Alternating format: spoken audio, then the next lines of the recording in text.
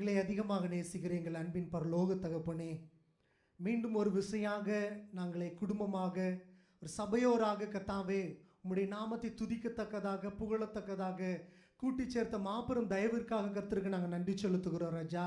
ஆண்டவரே, இம்மட்டும் நீ நடத்தி வந்த எல்லா மேலான நன்மைகளுக்காக கர்த்தருக்கு நாங்கள் நன்றி செலுத்துகிறோம் கர்த்தாவே. எத்தனையோ குறைவான நாட்கள் உண்டு, துன்பத்தின் நாட்கள் உண்டு, கண்ணீரின் நாட்கள் உண்டு கர்த்தாவே, வேதனை நாட்கள் உண்டு ராஜா. ஆனாலும் உம்முடைய அநாதி சிநேகம் கர்த்தாவே, உம்முடைய ஆணி பாய்ந்த கரமெங்களை தொட்டு இம்மட்டும் நடத்தின மாபெரும் கிருபைக்காக இரக்கத்திற்காக கர்த்தருக்கு நாங்கள் நன்றி செலுத்துகிறோம் ராஜா. ஆண்டவரே, நமக்கு ஸ்தோத்திரம் கர்த்தாவே. எங்களுடைய உள்ளத்தின் ஆழத்திலிருந்து நாங்கள் நன்றி செலுத்துகிறோம் ராஜா. நீர் ஒருவரே எங்களை நடத்தி வந்திருக்கீங்க, அதற்காக கர்த்தருக்கு நாங்கள் நன்றி செலுத்துகிறோம். ஆண்டவரே, விசேஷமாக இந்த ஆராதனை முழுவதுமாக உம்முடைய கரத்தில் ஒப்பு கொடுக்கிறோம் ராஜா. ஆண்டவரே, இந்த ஆராதனை கர்த்தர் கர்த்தாவே முழுவதுமாக ஆவியானவருடைய ஆளுகைக்கு நாங்கள் ஒப்பு கொடுக்கிறோம் ராஜா. ஆண்டவரே, நீர் தாமே எங்கள் மத்தியில் உலாவும்படியா நாங்கள் செபிக்கிறோம் கர்த்தாவே. உம்முடைய தெய்வீக பிரசன்னம் பரிசுத்தாவினுடைய ஆளுகை எங்கள் மத்தியில் உலாவும்படியா நாங்கள் செபிக்கிறோம் கர்த்தாவே. எங்களை கர்த்தாவே எங்களுக்குள்ள இருக்கிறதான எல்லா கர்த்தாவே தடைகளை நீக்கப்படும்படியா நாங்கள் செபிக்கிறோம் கர்த்தாவே. எங்களுடைய இருதயங்களை நாங்கள் திறந்து கொடுக்கிறோம் ராஜா. நீர் எங்கள் மத்தியில் இடைப்படுவீராக, பேசுவீராக ராஜா. சங்கீதத்தினாலும் கர்த்தாவே நீர் உம்முடைய நாமம் மகிமைப்படட்டும். தேவ செய்தி காணிக்க எல்லா பகுதியில் கர்த்தருடைய கிருபை இருக்கட்டும் ராஜா. இந்த ஆராதனையில் கர்த்தருடைய பிரசன்னம் கர்த்தாவே, தேவ ஆவியானவருடைய அபிஷேகம் கர்த்தாவே எங்கள் மத்தியில் கடந்து வரும்படியா நாங்கள் ஜெபிக்கிறோம் கர்த்தாவே.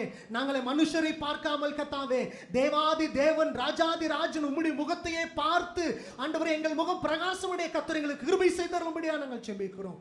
எல்லாவற்றையும் உம்முடைய கரத்தில் ஒப்பு கொடுக்கிறோம். அருமை இரட்சகர் மூலம் ஜெபிக்கிறோம் எங்கள் ஜீவனுள்ள நல்ல பிதாவே. நாம் யாவரும் எழுந்து நின்று சங்கீதத்தை வாசித்து தேவனுடைய நாமத்தை மகிமைப்படுத்துவோம். கர்த்தருடைய பரிசுத்த நாமத்துக்கு மகிமை உண்டாவதாக. இந்த நாளிலும் சபையிலே வாசிக்கும்படி தெரிந்து கொள்ளப்பட்ட சங்கீதம் 84, சாம்ஸ் 84. சபையின் முறைமையின்படி நாம் மாறி மாறி வாசிப்போம். சங்கீதம் 84. சேனைகளின் கர்த்தாவே, உமது வாசஸ்தலங்கள் எவ்வளவு இன்பமானவைகள். என் ஆத்துமா கர்த்தருடைய ஆலய பிரகாரங்களின் மேல் வாஞ்சையும் தவனமாய் இருக்கிறது. என் இருதயமும் என் மாம்சமும் ஜீவனுள்ள தேவனை நோக்கி கம்பீர சத்தமிடுகிறது. என் ராஜாவும் என் தேவனுமாகிய சேனைகளின் கர்த்தாவே, உம்முடைய பீடங்கள் அண்டையில் அடைக்கலான் குருவிக்கு வீடும் தகைவிலான் குருவிக்கு தன் குஞ்சுகளை வைக்கும் கூடும் கிடைத்ததே. உம்முடைய வீட்டில் வாசமாயிருக்கிறவர்கள் பாக்கியவான்கள், அவர்கள் எப்பொழுதும் உம்மை துதித்துக் கொண்டிருப்பார்கள். உம்மிலை பிளங்கொள்கிற மனுஷனும் தங்கள் இருதயங்களில் செவையான வழிகளை கொண்டிருக்கிறவர்களும் பாக்கியவான்கள். அழுகையின் பள்ளத்தாக்கை உருவ நடந்து அதை நீரூற்றாக்கிக் கொள்கிறார்கள், மழையின் குளங்களை நிரப்பும். அவர்கள் பலத்தின் மேல் பலன் அடைந்து சியோனிலே தேவ சந்நிதியில் வந்து காணப்படுவார்கள். சேனைகளின் தேவனாகிய கர்த்தாவே, என் விண்ணப்பத்தை கேளும். யாக்கோபின் தேவனை செவி கொடும். நீங்கள் கேடமாகிய தேவனை கண்ணோக்கமாயிரும். நீர் அபிஷேகம் பண்ணினவரின் முகத்தை பாரும். 1000 நாளை பார்க்கிலும் உமது பிரகாரங்களில் செல்லும் ஒரே நாள் நல்லது. ஆகாமிய கூடாரங்களில் வாசமாயிருப்பதை பார்க்கிலும் என் தேவனுடைய ஆலயத்தின் வாசற்படி காத்திருப்பதையே தெரிந்து கொள்வேன். தேவனாகிய கர்த்தர் சூரியனும் கேடகமுமானவர். கர்த்தர் கிருபையையும் மகிமையும் அருளுவார். உத்தமமாய் நடக்கிறவர்களுக்கு நன்மை வழங்காதிரார். சேனைகளின் கர்த்தாவே, உம்மை நம்பியிருக்கிற மனுஷன் பாக்கியவான். ஆமென். பிலிப்பியர் 2ஆம் அதிகாரத்தில் இப்படியாக வாசிக்கிறோம். அவர் தேவனுடைய ரூபமாய் இருந்தும் தேவனுக்கு சமமாய் இருப்பதை கொள்ளையாடின பொருளாக எண்ணாமல் தம்மை தாமே வெறுமையாக்கி அடிமையின் ரூபம் எடுத்து மனுஷர் சாயலானார். அதை உணர்ந்தவர்களாய் பாடலாம். விண்ணில் பிரதானியான நீர் பகைஞர்க்காகவே மண்ணில் இறங்கி மரித்தீர். நீர் வாழ்க வாழ்க வாழ்க.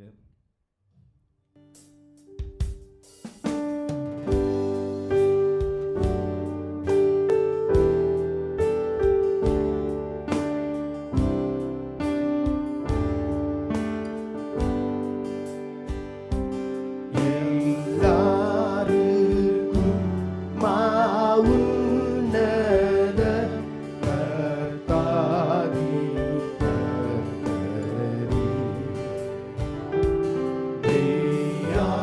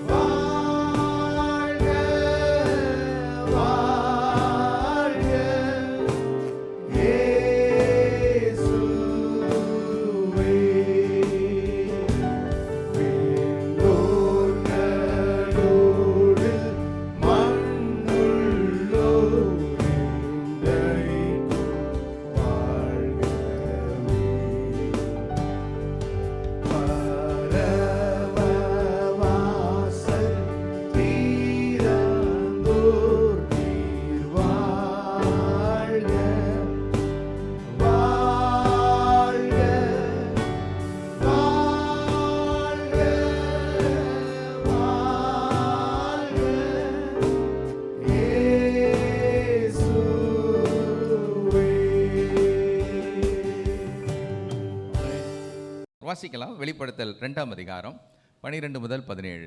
பெர்கமு சபையின் தூதனுக்கு நீ எழுத வேண்டியது என்னவெனில், இருபுறமும் கருக்குள்ள பட்டயத்தை உடையவர் சொல்லுகிறதாவது, உன் கிரியைகளையும் சாத்தானுடைய சிங்காசனம் இருக்கிற இடத்தில் நீ குடியிருக்கிறதையும் நீ என் நாமத்தை பற்றி கொண்டிருக்கிறதையும் சாத்தான் குடிக்கொண்டிருக்கிற இடத்திலே உங்களுக்குள்ளே எனக்கு உண்மையுள்ள சாட்சியான அந்திப்பா என்பவன் கொல்லப்பட்ட நாட்களிலும் என்னை பற்றும் விசுவாசத்தை நீ மறுதலியாமலும் இருந்ததையும் அறிந்திருக்கிறேன். ஆகிலும் சில காரியங்களை குறித்து உன் பேரில் எனக்கு குறை உண்டு. விக்கிரகங்களுக்கு படைத்தவைகளை புசிப்பதற்கும் வேசித்தனம் பண்ணுவதற்கும் ஏதுவான இடரலை இஸ்ரவேல் புத்திரர் முன்பாக போடும்படி பாலாக் என்பவனுக்கு போதனை செய்த பிலேயாமுடைய போதகத்தை கை கொள்ளுகிறவர்கள் உன்னிடத்தில் உண்டு. அப்படியே நிக்கோலாய் மதஸ்தருடைய போதகத்தை கை கொள்ளுகிறவர்களும் உன்னிடத்தில் உண்டு. அதை நான் வெறுக்கிறேன். நீ மனம் திரும்பு. இல்லாவிட்டால் நான் சீக்கிரமாய் உன்னிடத்தில் வந்து என் வாயின் பட்டயத்தால் அவர்களோடே யுத்தம் பண்ணுவேன். ஆவியானவர் சபைகளுக்கு சொல்லுகிறதை காதுள்ளவன் கேட்க கடவன். ஜெயம் கொள்ளுகிறவனுக்கு நான் மறைவான மன்னாவை புசிக்க கொடுத்து அவனுக்கு வெண்மையான குறிக்கல்லையும் அந்த கல்லின் மேல் எழுதப்பட்டதும் அதை பெறுகிறவனே அன்றி வேறொருவனும் அறியக்கூடாததுமாகிய புதிய நாமத்தையும் கொடுப்பேன் என்று எழுது.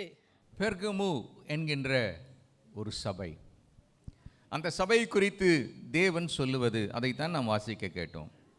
இந்த பெர்கமு என்பது ஆசியா மைனர் என்று சொல்லப்படுகிற அந்த பகுதியினுடைய ஒரு தலைநகரமாக காணப்பட்டது. இந்த பெர்கமு அதில் விசேஷமான காரியம் பல காரியங்கள் உண்டு. இது அரசியலுக்கு பெயர் போன ஒரு இடம், அறிவாளிகளுக்கு பெயர் போன ஒரு இடம், அதோடு கூட அந்நிய தெய்வங்கள் வழிபாட்டுக்கு பெயர் போன ஒரு இடம். 3 காரியத்தை நான் சொன்னேன். பெர்கமு அப்படின்னால உடனே ஞாபகத்துக்கு வருவது என்னன்னு கேட்டிங்கன்னா, அதனுடைய அரசியல் அமைப்புகள் அதுக்கு பெயர் போன இடம். 2வது, பெர்கமு என்பது அறிவுஜீவிகள் இல்லை, இன்டலெக்சுவல் பீப்புள், அவங்க இருக்கக்கூடிய ஒரு அதிகமாக இருக்கக்கூடிய இடம். 3வது, அந்நிய தெய்வ வழிபாடு அதிகம் நிறைந்த ஒரு இடம். இந்த இடத்த நிறைய வசதி உள்ளவங்க வாழ்ந்தாங்க. அது மாத்திரமல்ல, ஃபேஷன் வித்தியாசமாக புது புது நவீன காரியங்கள், அவங்களுடைய உடை, அவங்களுடைய வாழ்க்கை முறை, இதெல்லாம் ரொம்ப கவனமாக அதில் இருந்தாங்க. அது மாத்திரமல்ல, பெர்கமுவில் நம்ம பார்க்க வேண்டிய இன்னும் சில காரியங்களும் உண்டு. நான் முதலாவது இப்போ சொல்கிறது அந்த இடத்தினுடைய குறிப்புகளை உங்களுக்கு நான் சொல்லுகிறேன். பெர்கமு என்பது ஒரு 2 லட்சம் நூல்கள் உள்ள ஒரு பெரிய லைப்ரரி ஒன்று அங்கே இருந்தது. 2 லட்சம் புஸ்தகம்னா நம்ம நினச்சிடக்கூடாது இப்போ நம்ம கையில் இருக்கிற மாதிரி பிரிண்டான புக்ஸ்ன்னு நம்ம நினச்சிடக்கூடாது. அந்த நாட்களில் புஸ்தகங்களை 2 விதமாக எழுதினாங்க. கையில் எழுதப்பட்டது தான் அந்த புஸ்தகங்கள்லாம், கையில் எழுதப்பட்டது. எதில் எழுதுனாங்கன்னா, பெப்பரைஸ் என்று சொல்லப்படுகிற ஒரு மூங்கில்ல அல்லது ஒரு விதமான நாணல்லேருந்து தயாரிக்கப்பட்டதான ஒரு பொருளில் அதில் எழுதினாங்க. 2வது, பெர்கமுவில் முதலாவது தோல் சுருள்கள் கண்டுபிடிக்கப்பட்டது. இந்த தோல் சுருள்கள் ஒரு மிருகத்தினுடைய தோலினாலே அது ஏற்படுத்தப்பட்டு அதில் எழுதப்பட்டது. ஸோ இந்த பப்பாரைஸில் எழுதப்பட்டது, அந்த தோல் சுருள்களில் எழுதப்பட்டது, இதெல்லாம் மொத்தம் எத்தனை லட்சம் காப்பீஸ் அந்த லைப்ரரியில் இருந்தது? அந்த நாட்களில் உலகத்திலேயே பெரிய லைப்ரரியாக இருந்தது பெர்கமஸில் தான் இருந்தது. ஸோ இவ்வளவு பெரிய இந்த பெர்கமு சபைக்கு இருந்த அது ஜியோகிராஃபிக்கல் பேக்ரவுண்டை பார்க்கணுன்னா, அதில் உள்ள ஸ்பெஷாலிட்டி பார்க்கணுன்னா இதெல்லாம் இருக்குது. இன்னொரு முக்கியமான காரியம் இந்த பெர்கமு, அது என்னென்னு சொன்னோன்னா, இதனுடைய அந்நிய தெய்வ வழிபாடு. 3 விதமான முக்கிய தெய்வங்களை இவங்க வைத்திருந்தார்கள். ஒரு தெய்வத்தினுடைய பெயர் அஸ்கிலெபியஸ் என்று சொல்ல ஒரு தெய்வம். இந்த அஸ்கிலெபியஸ் என்ற தெய்வம் ஒரு கிரேக்க ரோம தெய்வம். இந்த தெய்வத்தினுடைய ஸ்பெஷாலிட்டி என்ன அப்படின்னு கேட்டிங்கன்னா, இந்த தெய்வம் சுகமாக்கக்கூடிய ஒரு தெய்வம். எந்த வியாதி இருந்தாலும் இந்த தெய்வம் சுகமாக்கிடும். எப்படி சுகமாக்கும் அப்படின்னா, இவங்க ஒரு ஆலயம் கட்டி வைத்திருந்தாங்க. பெர்கமுவில் ஒரு ஆலயம்.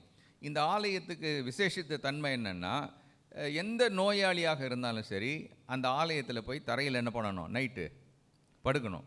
யார் கூட படுக்கணும் அப்படின்னு கேட்டால், பாம்புகளோடு படுக்கணும். அந்த ஆலயத்தில் பாம்புகளை வளர்த்தாங்க. இந்த பாம்பு ஒருவன் உடல் மீது ஏறி போச்சு அப்படின்னு கேட்டால், அடுத்த நாள் காலையில் அவன் என்ன பண்ணிடலாம்? எங்கே போயிடலாம்? வீட்டுக்கு போயிடலாம். என்ன நம்பிக்கையில்? சுகமாயிட்டேன் அப்படின்னு போயிடலாம். அது மேலே ஏறி போச்சுன்னா நல்லது. இல்லாட்டி இவன் என்ன தான் பண்ண? அடுத்த நாள் தூக்கின்னு தான் போகணும். we don't know whether they are venomous. அது வந்து விஷப்பாம்பா அல்லது விஷம் இல்லாத பாம்பா நமக்கு தெரியாது. பட் ஒரு ஐதீகம், இந்த பெர்கமூரில் இருந்த ஒரு ஐதீகம். இன்னொரு ஆலயம் இருந்தது. அந்த ஆலயம் வந்து அங்கே உள்ள ரோம மன்னனுக்கு ஆராதனை செய்யக்கூடிய ஒரு ஆலயம். இந்த ரோம மன்னனுக்கு ஆராதனை செய்யக்கூடிய இந்த ஆலயத்தில் என்ன பண்ணணும், அந்த பெர்கமு அந்த ஊரில் இருக்கிற எல்லாரும் வருஷத்துக்கு ஒரு முறையாவது போய் அங்கே ஒரு பலிபீடம் இருக்கும். அந்த பலிபீடத்தில் நெருப்பு இருக்கும். அதுக்கு பக்கத்தில் கொஞ்சம் தூப வர்க்கங்கள் இருக்கும், சாம்பிராணின்னு வச்சுக்கோமே. இவன் போய் என்ன பண்ணணும், ஒவ்வொருத்தனும் வருஷத்துக்கு ஒரு முறை அந்த கோயிலுக்கு போய் இந்த தூபத்தை எடுத்து அதில் போட்டு அந்த புகை வரும்போது இந்த சீசர் தான் அல்லது இந்த மன்னர் தான் யார், தெய்வம் அப்படின்னு சொல்லணும். சீசர் இஸ் காட், இந்த ரோம மன்னன் தான் கடவுள், தெய்வம் அப்படின்னு சத்தமாக சொல்லணும். அப்படி சொல்லாட்டி அவன் என்ன பண்ணாங்கன்னா உபத்திரவப்படுத்த ஆரம்பித்தாங்க. மூன்றாவது ஒரு ஆலயம் இருந்தது. அந்த ஆலயம் வந்து இது இன்னொரு கிரேக்க கடவுள், ஜியஸ் என்று சொல்லப்படுகிற ஒரு கடவுள்.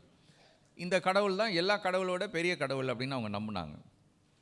இந்த ஜியஸ் என்று சொல்லப்படுகிற கடவுள் எல்லா கடவுளோட பெரிய கடவுள். இந்த கடவுள் தான் வந்து இடி, மின்னல், மழை அதெல்லாம் கொடுக்குறவர்.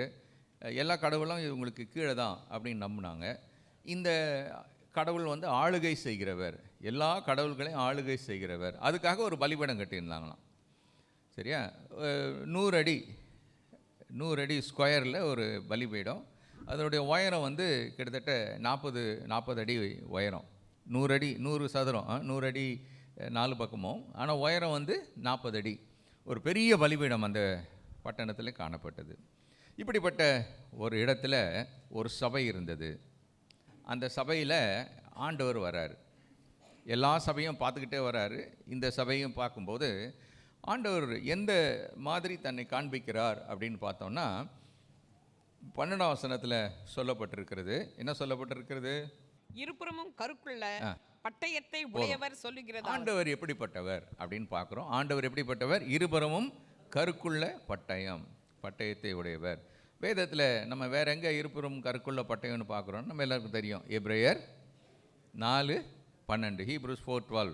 4:12 என்ன பார்க்குறோம் அப்படின்னு கேட்டால், தேவனுடைய வார்த்தையானது ஜீவனும் வல்லமையும் உள்ளதாயும் இருபுறமும் கருக்குள்ள எந்த பட்டயத்திலும் கருக்கானதாயும் ஆத்துமாவையும் ஆவியையும் கணுக்களையும் பூனையும் பிரிக்கத்தக்கதாக உருவ குத்துகிறதாயும் இருதயத்தின் நினைவுகளையும் யோசனைகளையும் வகை அறுக்கிறதாயும் இருக்கிறது. தேவனுடைய வார்த்தை இருபுறமும் கருக்குள்ளது. இந்த உலகத்தில் நாம் நிறைய பாடுகள் ஊடாக, போராட்டங்கள் ஊடாக, நெருக்கங்களின் ஊடாக, வானமண்டலத்தின் பொல்லாத ஆவிகளின் சேனைகளோடு கூட நமக்கு யுத்தம் உண்டு என்று வேதத்தில் பவுல் சொல்கிறார். இப்போ இதை ஜெயிக்கணும் அப்படின்னா ஆண்டவர் என்ன கொடுக்குறாரா நமக்கு? அவருடைய வார்த்தை என்னும் இருபுறமும் கருக்குள்ள ஒரு பட்டயத்தை தருகிறார். இப்போ அந்த இருபுறமும் கருக்குள்ள பட்டயத்தை உடையவர் அவர் தான் என்ன ஆச்சு? அந்த வார்த்தை என்னவாச்சு? மாம்சமாயிற்று என்று பார்க்கிறோம். இந்த ஆண்டவர் வருகிறார். அவர் வரும்போது என்னத்தெல்லாம் இந்த சபையை பற்றி சொல்கிறாரு அப்படின்னு சொல்லிட்டு நம்ம அதை பார்க்க போகிறோம். அதான் இன்றைக்கி நம்ம பார்க்க போகிறது. இந்த சபை வந்து தன்னுடைய உபதேசத்தில் ரொம்ப தெளிவாக இருந்தது. ஆனால் சில காரியங்களில் உபதேசத்தில் ஒத்து போகிறதாக இருந்தது. உபதேசத்தில் தெளிவாக இருந்தாங்க, சில காரியங்களில் உபதேசத்தில் ஒத்து போகிறவங்களாக இருந்தாங்க. அப்படிப்பட்ட நிலையிலே அவர்கள் நடுநிலை வைக்கும்போது எது சரி எது தவறு என்று அதில் தெளிவாக இல்லாமல் நடுநிலையில் இருக்கும்போது என்ன அப்படின்னு பார்த்தீங்கன்னா ஒரு ஆபத்தான நிலை உண்டு. சபைக்கு ஒரு ஆபத்தான நிலை. எனவே கர்த்தர் அவர்களுக்கு சில காரியங்களை நினைப்பூட்டி சில காரியங்களை செய்யும்படியாக சொல்லுகிறார். இந்த வேத பகுதியை நாம் 3 விதங்களிலே நாம் விளங்கிக் கொள்ளலாம், எடுத்துக்கொள்ளலாம். முதலாவதாக அது எழுதப்பட்டபடி, ப்ராக்டிக்கலாக அது எழுதப்பட்டபடி அப்படியே நம்ம பார்த்தோன்னா, உண்மையாகவே பெர்கமு என்ற ஒரு இடம் ஆசியா மைனரில் இருந்தது. அங்கு ஒரு சபை, பெர்கமு என்ற ஒரு ஊரில் ஒரு சபை இருந்தது என்று எழுத்தின்படியே நம்ம அதை எடுத்துக்கொள்ளலாம். ரெண்டாவதாக தீர்க்க தரிசனமாக இது சொல்லப்பட்டதாகவும் நம்ம எடுத்துக்கொள்ளலாம். தீர்க்க தரிசனமாக எப்படி சொல்லப்பட்டது என்றால், வித்தியாசமான காலகட்டத்தில் வாழ்ந்த சபைக்கு தேவன் கொடுக்கக்கூடிய ஒரு தீர்க்க தரிசன ஒரு செய்தி. குறிப்பாக 313 590 கிபி 590 வரைக்கும், 313 590 வரைக்கும் இருந்த ஒரு காலம். இந்த காலத்தை தான் நம்ம என்ன சொல்கிறோம் அப்படின்னு கேட்டால், ரோம மன்னனாகிய கான்ஸ்டன்டைன் என்று சொல்லப்படுகிறவர் வாழ்ந்த ஒரு காலம் என்று சொல்லுகிறோம். அந்த ஒரு காலத்தின் சபை. ஸோ இந்த காலத்தில் என்ன ஆயிடுச்சுன்னு கேட்டால், கிறிஸ்தவம் என்பது ஒரு தேசத்தினுடைய ஒரு மார்க்கமாக, மதமாக மாறியது. சரியா? ரோம அரசாங்கம் இதுக்கு முன்னால் கிறிஸ்தவர்களை துன்பப்படுத்தியது. இந்த கான்ஸ்டன்டைனுடைய காலத்தில் கிறிஸ்தவ மார்க்கம் என்பது தேசிய மார்க்கமாக ஏற்றுக்கொள்ளப்பட்டது. இன்றைக்கும் நீங்கள் பார்த்தீங்கன்னா சில தேசங்கள் அவங்களுக்கென்று சில மதங்களை வைத்திருக்கிறார்கள். அதுபோல் கிறிஸ்தவம் என்பது ஒரு தேசத்தினுடைய மதமாக மாறியது. இந்த மதம் வந்தவுடன் என்ன ஆச்சுன்னு கேட்டால், யாரெல்லாம் கிறிஸ்தவங்களாக மாறுறாங்களோ அவங்களுக்கெல்லாம் சலுகைகள் அறிவித்தாங்க. என்ன சலுகைகள்னு பார்த்தா, அரசாங்க வேலை வேணுமா, நீ யாராக மாறிடணும், கிறிஸ்தவனாக மாறிடணும். இப்போ இல்லை, அப்போது நம்ம என்ன யோசிக்கிறாங்க, நிறைய பேர் நம்ம தேசத்தில் என்ன யோசிக்கிறாங்கன்னா, வெள்ளைக்காரன் வந்தான், வெள்ளைக்காரன் காலத்தில் எல்லாருக்கும் வேலை போட்டு கொடுக்குறான்னா, அதனால தான் எல்லோரும் என்ன ஆகிட்டாங்க. நிறைய பேருக்கு எதை கொடுக்குறேன்னா, பால் பவுடர் கொடுக்குறேன்னா, அதனால் என்ன ஆகிட்டாங்க, எல்லோரும் கிறிஸ்தவங்கள் ஆகிட்டாங்க. நிறைய பேருக்கு எண்ணெய் கொடுத்தான், ப்ரெட்டு கொடுத்தான், ஜாம் கொடுத்தான், அதனால் என்ன ஆகிட்டாங்க அப்படி நிறைய பேர் நினச்சிக்கிறாங்க. ஆனால் உண்மையிலே நடந்தது எப்போன்னு பார்த்தீங்கன்னா, இந்த காலகட்டத்தில் தான் 300 500 இதுதான் நிறைய பேர் கிறிஸ்தவ மதத்தை தழுவினார்கள். எதுக்குன்னா சலுகை கிடைக்கணும். இதுக்கு முன்னால் கிறிஸ்துவை தழுவினவர்கள், பின்பற்றினவர்கள் யாருன்னு கேட்டால், ரட்சிக்கப்பட்டவர்களை கர்த்தர் அனுதினமும் சபையிலே சேர்த்தார். இந்த காலகட்டத்தில் ரட்சிக்கப்படாதவர்களும் சபையில் என்ன செய்யப்பட்டார்கள், சேர்க்கப்பட்டார்கள். இப்படி சேர்க்கப்பட்ட மக்கள் கிறிஸ்துவ அல்லாத ஒரு வாழ்க்கை வாழ்ந்தார்கள். இவர்கள் பொதுவாக எல்லாமே கரெக்டு தான் அப்படின்னு வாழக்கூடியவர்கள். மூன்றாவது, இந்த நிருபத்தை நாம் எப்படி எடுத்துக்கொள்ளலாம் என்றால், தனிப்பட்ட விதத்தில் இன்றைக்கி இருக்கிற காலநிலையில், இன்றைக்கி இருக்கிற என்னுடைய சபை, நம்முடைய சபை, இன்றைக்கி இருக்கக்கூடிய தனிப்பட்ட நபர்கள் ஒவ்வொருவருக்காகவும் தேவன் கொடுக்குற ஒரு செய்தியாக இந்த வேத வசனங்களை நாம் எடுத்துக்கொள்ளலாம். ஆண்டவர் இந்த சபையை பார்த்து சொல்லும்போது 2ஆம் அதிகாரம் வெளிப்படுத்தல் 2:13 சொல்கிறாரு, நீ குடியிருக்கிறதையும் நீ என் நாமத்தை பற்றி கொண்டிருக்கிறதையும் சாத்தான் குடிக்கொண்டிருக்கிற இடத்திலே உங்களுக்குள்ளே எனக்கு உண்மையுள்ள சாட்சியான அந்திப்பா என்பவன் கொல்லப்பட்ட நாட்களிலும் என்னை பற்றும் விசுவாசத்தை நீ மறுதலியாமலும் இருந்ததையும் அறிந்திருக்கு. 13 முதல் வார்த்தை உன் கிரியைகள், கடைசி வார்த்தை அதை நான் என்ன செய்திருக்கிறேன், அறிந்திருக்கிறேன். ஆண்டவர் முதல்ல சொல்கிறார் இந்த சபையை பார்த்து, உன் கிரியையை நான் அறிந்திருக்கிறேன். ஹல்லேலூயா. ஆண்டவர் சபையை பற்றி எல்லாத்தையும் அவருக்கு தெரியும். சபை என்று சொல்லும்போது கட்டடத்தை நான் பேசவில்லை, நீங்களும் நானும் தான் சபை. என்னை பற்றி தெரியும் ஆண்டவருக்கு, உங்கள் யாவரை பற்றி தெரியும். எந்த அளவுக்கு தெரியும் அப்படின்னு கேட்டால், ரொம்ப துல்லியமாக ஆண்டவர் அறிந்திருக்கிறார். அவர் மற்ற யாரும் நம்மை குறித்து அறிய முடியாத அளவுக்கு நுணுக்கமாக நம்மை அறிந்தவர் நம்முடைய ஆண்டவர். விசுவாசித்த ஒரு ஆமேன் சொல்லுவோமே. ஆமேன். நம்ம பற்றி அவருக்கு தெரியாத ஒன்றுமே கிடையாது. சரியா? அப்படி பார்த்த ஆண்டவர் இந்த சபைக்கு சில பாராட்டுகளை கொடுக்குறார். என்ன பாராட்டு கொடுக்குறார் அப்படின்னு பார்த்தா, 13 நம்ம மறுபடியும் நான் உங்களுக்கு நினைப்பூட்டுக்கிறேன். நீ இருக்கிற சூழ்நிலை எனக்கு தெரியும் அப்படின்றாரு. இருக்கிற சூழ்நிலைன்னா என்ன அர்த்தம்? சாத்தானுடைய சிங்காசனம் இருக்கிற இடத்தில் நீ குடியிருப்பது. இந்த சபை நான் ஏற்கனவே சொன்னேன், 3 முக்கியமான அந்நிய தெய்வ ஆலயங்கள் உண்டுன்னு சொன்னேன். அப்போ இந்த சபை எங்கே தான் இருக்குன்னு கேட்டால், சாத்தானுடைய சிங்காசனம் இருக்கிற இடத்துல. நல்லா கவனிங்க. இன்னொரு வார்த்தையில் சொல்லணுன்னா, சாத்தான் குடிகொண்டு இருக்கிற அந்த இடத்துல இந்த சபை இருக்கிறது. சபை இருக்கிறது. ஆண்டவர் சொல்கிறாரு, உன் சூழ்நிலை எனக்கு நல்லா தெரியும். பிசாசின் மத்தியில், பிசாசனுடைய தலைமையகம் எங்கே இருக்கிறதோ நீ அங்கே இருந்தாலும் உன்னுடைய சூழ்நிலையை நான் நன்கு அறிவேன். பிரியமானவர்களே, சிலர் பிசாசை இல்லைன்னு நம்புகிறவங்க உண்டு. வேறு சிலர் பிசாசு இப்போ ஒன்றும் கிரியை செய்ய முடியாது, அவனை இயேசுநாதர் சிலுவையில் மரிக்கும்போது அவனுடைய துரைத்தனங்களையும் அதிகாரங்களையும் வல்லமைகளையும் உரிந்து கொண்டார் அப்படின்னு நம்பி, அதனால் இப்போ அவன் கம்ப்ளீட்டாக டம்மி பீஸ் ஆகிட்டான், அவன் வேலையே செய்ய மாட்டான் அப்படின்னு நம்புகிறவங்களும் உண்டு. ஆனால் பிசாசு ஆண்டவருடைய வருகை நாள் வரைக்கும் என்ன தான் பண்ணிகிட்டு இருப்பான். ஆமாம். அது பிறகு தான் ஆண்டவர் அவனை கொண்டு போய் அக்னி கடலில் என்ன பண்ணுவார், தள்ளுவார். இப்போ இங்கே நம்ம வருவோம். இந்த பிசாசு எப்படிப்பட்டவன் என்று வேதம் கூறுகிறது. 2 கொரிந்தியர் 4:4 நம்ம வாசிக்கும்போது, தேவனுடைய சாயலாய் இருக்கிற கிறிஸ்துவின் மகிமையான சுவிசேஷத்தின் ஒளி அவிசுவாசிகளாகிய அவர்களுக்கு பிரகாசமாய் இராதபடிக்கு இப்பிரபஞ்சத்தின் தேவனானவன் அவர்களுடைய மனதை குருடாக்கினான். பிசாசு யாருன்னு சொல்றாரு பவுல்? இப்பிரபஞ்சத்தின் தேவனானவன். பிசாசு இந்த உலகத்துக்கு ஒரு அதிபதி. இயேசு சொல்றார், இந்த உலகத்தின் அதிபதி என்னிடத்தில் வருகிறான், அவனுக்கு என்னிடத்தில் ஒன்றுமில்லை. இப்பிரபஞ்சத்தின் தேவன், இந்த உலகத்தின் அதிபதி, அவன் தான் பிசாசு. 2வது எபேசியர் 2:2 வாசிப்போம். அவைகளில் நீங்கள் முற்காலத்திலே இவ்வுலக முழக்கத்திற்கு ஏற்றபடியாகவும் கீழ்ப்படியாமையின் பிள்ளைகளிடத்தில் இப்பொழுது கிரியை செய்கிற ஆகாயத்து அதிகார பிரபுவாகிய ஆவிக்கேற்றபடியாகவும் நடந்து கொண்டீர்கள். அடுத்தது பிசாசு யாருன்னு சொல்றாரு? ஆகாயத்து அதிகார பிரபுவாகிய. இப்போ நம்ம நினச்சிடக்கூடாது, இந்த வேத பகுதியில் சாத்தான் குடி இருக்கிற, சாத்தானுடைய சிங்காசனம் இருக்கிற அப்படின்னு நம்ம அதை பார்க்கும்போது, சாத்தான் எங்கே தான் இருக்கிறான்?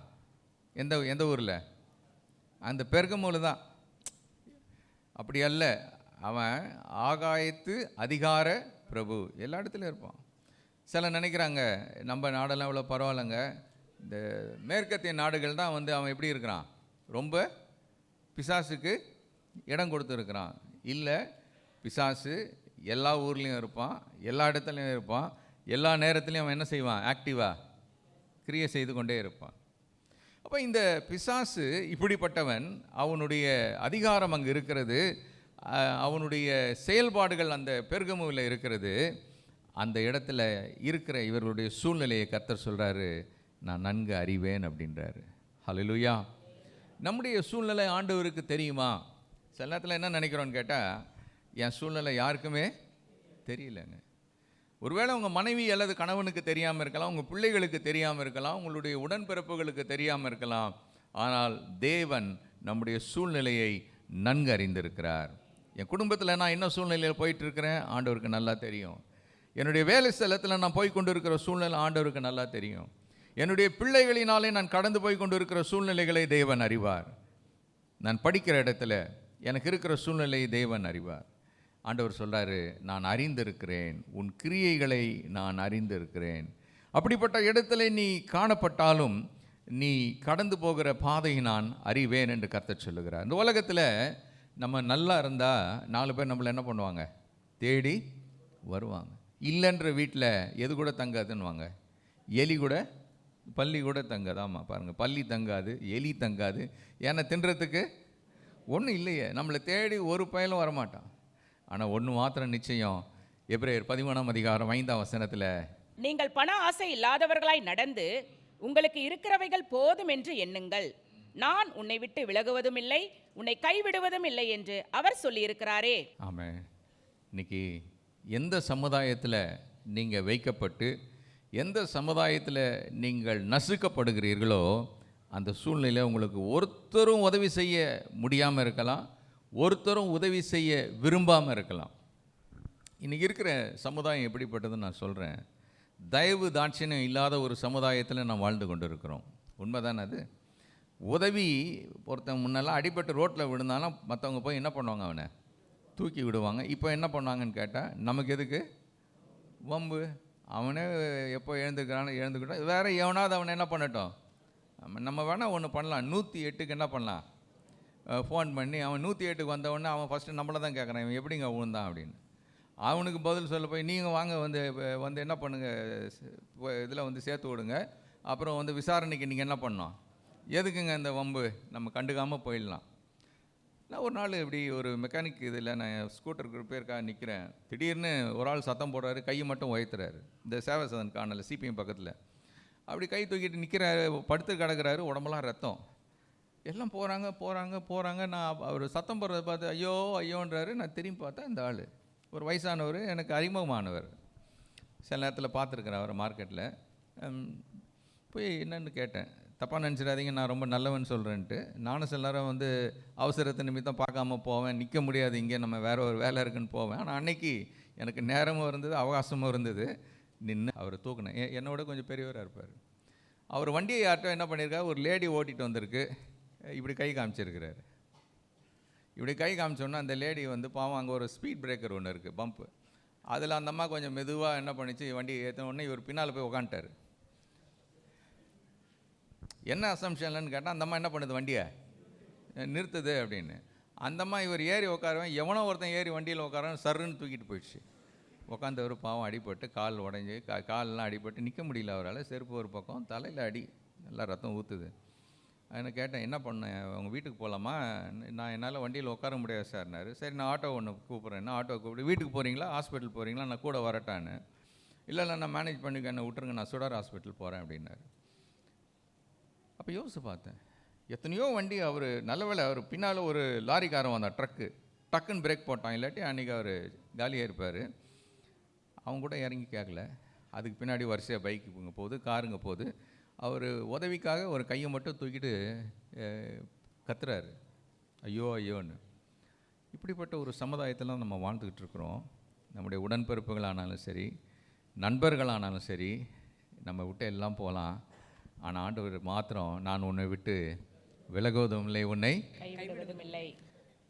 எப்போ மனுஷன் நம்மளை கை விடாதவன்னு எப்போ தெரியும்னா, நம்ம கஷ்டமாக இருக்கிற, உபத்திரவப்படுகிற நேரத்தில், ஆறுதல் இல்லாத நேரத்தில், சகாயம் இல்லாத நேரத்தில் யார் நமக்கு கூட நிற்கிறாங்களோ அவங்க தான் யார், கைவிடாதவங்க.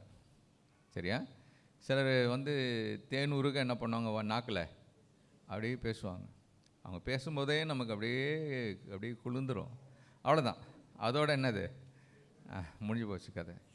ஆண்டவர் அப்படிப்பட்டவர் அல்ல. ஆமென். 4ஆம் அதிகாரம், எபிரேயர் 4ஆம் அதிகாரம் 15-16 வாசிப்போம். நம்முடைய பலவீனங்களை குறித்து பரிதபிக்க கூடாத பிரதான ஆசாரியர் நமக்கிராமல் எல்லா விதத்திலும் நம்மை போல சோதிக்கப்பட்டும் பாவம் இல்லாதவராய் இருக்கிற பிரதான ஆசாரியரே நமக்கிருக்கிறார். ஆதலால் நாம் இரக்கத்தை பெறவும் ஏற்ற சமயத்தில் சகாயம் செய்யும் கிருபையை அடையவும் தைரியமாய் கிருபாசன தண்டையிலே சேரக்கடவோம். நாம் இரக்கத்தை பெறுவதற்கு ஒருவர் உண்டு. ஹல்லேலூயா. அவர்தான் பெர்கமு சபையை பார்த்து சொல்கிறாரு, உன் சூழ்நிலை எனக்கு தெரியும்ப்பா. சூழ்நிலை அறிந்தவர் மாத்திரமல்ல, இந்த தேவன் எப்படிப்பட்ட தேவன் அப்படின்னு பார்க்கணுன்னா, அவங்க ஆண்டவருடைய நாமத்தை பற்றி கொண்டிருப்பதை அவர் அறிந்திருக்கிறார். 2:13 நீங்கள் பார்த்துக்கோங்க, அப்புறம் பார்த்துக்கோங்க. என் நாமத்தை அறிந்திருக்கிறதை. சரியா? அவங்க பெர்கமுல வாழ்ந்தார்கள். அந்த ஊரில் குடியிருப்பது என்பது கஷ்டமான ஒரு காரியம். அந்த இடத்துல சாத்தான் குடியிருக்கிற அந்த இடத்துல இவங்க என்ன பண்ணுறாங்களாம், அவருடைய நாமத்தை பற்றி கொண்டிருக்கிறார்கள். அவருடைய நாமத்தை பற்றி கொண்டிருக்கிறார்கள். நல்லா கவனிப்போம். 2 விதமான நிலையில் நாம் ஒரு ஊரில் வாழலாம். நம்பர் 1 எப்படின்னு கேட்டால், தற்காலிகமாக வாழலாம். இன்னொன்று நிரந்தரமாக வாழலாம். சரியா? Temporary and permanent dwelling. இவங்க நிரந்தரமாக வாழ்கிறாங்க. எதன் மத்தியில் வாழ்கிறாங்க அப்படின்னு பார்த்தீங்கன்னா, இவங்க தூபம் போடாதவங்களுக்கு என்ன உண்டு, தண்டனை உண்டு. ராஜாவினுடைய தண்டனை, உபத்திரவம் உண்டு. அந்த உபத்திரவத்தின் மத்தியிலும் ஆண்டவருடைய நாமத்தை அவர்கள் விடாமல், அந்த ஊரை விட்டு ஓடாமல் அந்த ஊர்லேயே இருக்கிறாங்க. பிசாசுடைய டெக்னாலஜியில் ஒன்று என்ன தெரியுமா, நமக்கு கொஞ்சம் கஷ்டத்தை கொடுத்து முதல்ல எங்கே நிறுத்தணும்னு கேட்டால், சர்ச்சுக்கு வராமல் நம்மளை நிறுத்தணும். ஃபஸ்ட்டு அவனுடைய ஸ்ட்ராட்டஜி என்னது, கர்த்தருடைய பரிசுத்தவான்களுடைய ஐக்கியத்திலேருந்து நம்ம என்ன பண்ணணும், எலிமினேட் பண்ணணும். அது எலிமினேட் பண்ணுறதுக்கு என்னன்னு கேட்டால், நம்ம ஏதாவது ஒரு காரணத்தை என்ன பண்ணோம், கட்டாயம் சொல்லுவோம். 2வது அவன் என்ன பண்ணுவான்னு கேட்டால், சில நேரத்தில் சொல்கிறத பார்த்துருக்கேன். என் பிள்ளை கெட்டு போனதுக்கு காரணம் என்ன தெரியுங்களா உங்களுக்கு, நாங்கள் குடியிருக்கிற அந்த இடம் சரியில்லை. வேறு சிலர் சொல்லுவாங்க, இந்த வீட்டில் எனக்கு ஏதோ வாஸ்து பிரச்சனை இருக்குங்க, நைட்டு தூங்கினா என்ன வரமாட்டேன்து, யாருக்கு தான் வருது தூக்கம், 50 தாண்டினாலே என்ன வருதில்லை, தூக்கம் வரல. இப்போ வாலிபர்களுக்கு அந்த பிரச்சனை. இப்போ அதனால் என்ன சரியில்லை, வாஸ்து சரியில்லை, இந்த வீட்டை என்ன பண்ணிடலாம், காலி பண்ணி வேறு வீட்டுக்கு போயிடலாம். ஆனால் உபத்திரவம் என்று ஒன்று வந்த பிறகும் ஆண்டவருடைய நாமத்தை உறுதியாய் பற்றி கொண்டு அங்கே அவங்க நிலைத்து இருக்கிறாங்க பாருங்கள். அதுதான் முக்கியமான ஒரு காரியம். ஆண்டவருக்காக சில நேரத்தில் நம்ம நிற்கணும். எப்படி நிற்கணும்னு கேட்டால், உறுதியாக நிற்கணும்.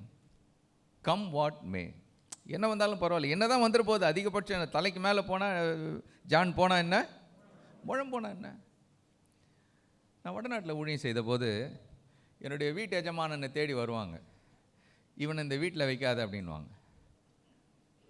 ஒரு வீடு 2 வீடு இல்லை, நான் எந்தெந்த வீட்டுக்கெல்லாம் போகிறேனோ என்ன யாரும் ஒன்றும் பண்ண மாட்டானுங்க. வீட்டு எஜமான் இவனை ஊட்டினா இந்த ஊருக்கு, ஆமாம், இவன் எல்லாரும் என்ன பண்ணிடுவான் அவங்க கணக்குப்படி. பைபிளில் யோனா தான் வந்து ஒரே ஒரு ஆள் எல்லாரையும் மனம் திரும்ப வச்சவன். அதான் ஆண்டவர் வச்சார். இவன் பிரசங்கத்தை கேட்டு முழு பட்டணமும் வந்து மாறினது அங்கே தான்.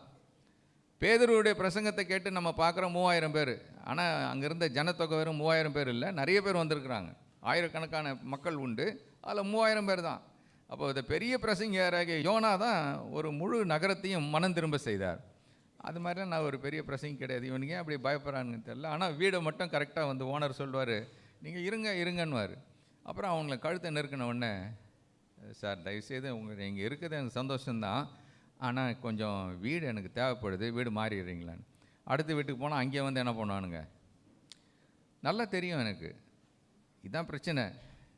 ஆனால் கர்த்தருடைய கிருபையினால் அவ்வளவு கடினமான ஒரு சூழ்நிலையிலும் பல ஆண்டுகள் அந்த இடத்துல நிலைத்திருக்க தேவன் கிருபை செய்தார். ஸோ ஆண்டவருடைய நாமத்துக்காக நம்ம நிற்கணும். வேலை செய்கிற இடமானாலும் சரி, ஆண்டவர் கொடுத்த குடும்பமானாலும் சரி, அந்த இடத்துல நாம் நிலைத்து நிற்குமானால் கர்த்தர் நம்முடைய சூழ்நிலையை அறிந்தவர், நமக்கு ஒரு ஜெயத்தை தருவார். ரெண்டாவதாக, இவங்க விசுவாசத்தை மறுதலிக்கலை. ஆண்டவருடைய நாமத்தை பற்றி கொண்டிருந்தாங்க.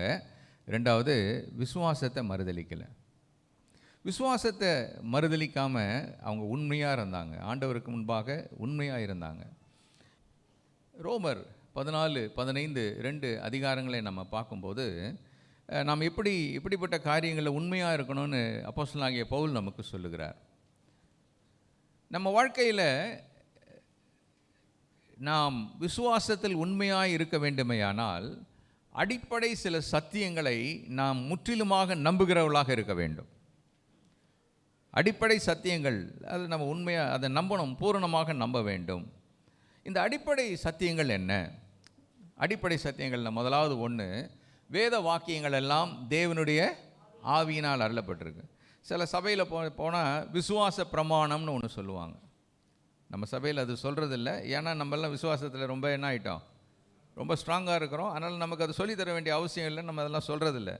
அவர் என்ன சொன்னார்னா, குருவானவர் வானத்தையும் பூமியும் அப்படின்னு ஆரம்பிப்பார். உடனே மற்றவங்களாம் என்ன பண்ணுவாங்க, படைத்த கர்த்தராகிய இயேசு கிறிஸ்துவை விசுவாசிக்கிறேன், அவருடைய ஒரே பேரான குமாரனாகிய இயேசுவை விசுவாசிக்கிறேன், பரிசுத்த ஆவியானவர் இப்படியே விசுவாசிக்கிறேன் என்ன பண்ணணும், சொல்லிக்கிட்டே போகணும். நமக்கு அவ்வளோ நேரம் சொல்கிறதுக்கு டைம் இங்கே இல்லை. ஆனால் அட்லீஸ்ட்டு நான் கையில் வச்சுருக்கிற இந்த வேத புத்தகம் தேவனுடைய ஆவியினால் அருளப்பட்டது அப்படின்னு நம்ம எல்லாரும் விசுவாசிக்கணும். விசுவாசிக்கிறது தானே?